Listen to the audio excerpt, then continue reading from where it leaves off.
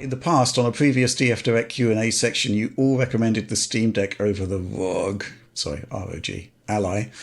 Given the existence of the ROG Ally X in the here and now, would you stand by that recommendation, i.e. Steam Deck OLED over ROG Ally X? Simple one for me to answer, because yes, the fundamental issue isn't really the variation in specification between the Ally and the Ally X, right? It's the fact that they're both running on Windows. And that's the primary differentiating factor between the Steam Deck and the Ally, which is that Valve has got everything sorted in terms of what makes a handheld, into a properly viable portable system for PC gaming. It's still got the sort of customization elements of a PC, but it's all contained within a front end that just works. The games just work.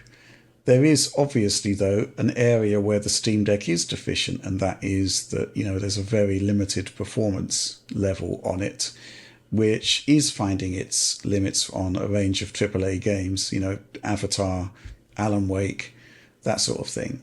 And that is where you would want to possibly have a Windows handheld, and the ROG Ally is one of the best there. The X basically addresses a lot of the issues that the original had. Specifically, there's a lot of games that don't really like, a few games that don't like the split memory situation that the AMD APUs have.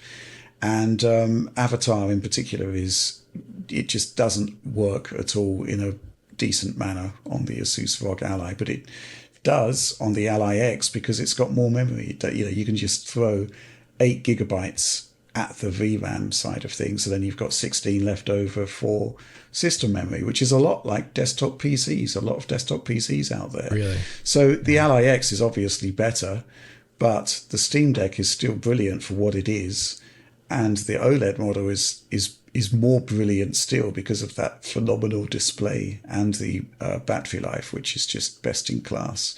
So yeah, the Ally X doesn't really change anything in terms of the overall landscape. It's just a better version of the Ally. Maybe things will change when we get to the Strix Point APUs, but they're still going to be running on Windows, right?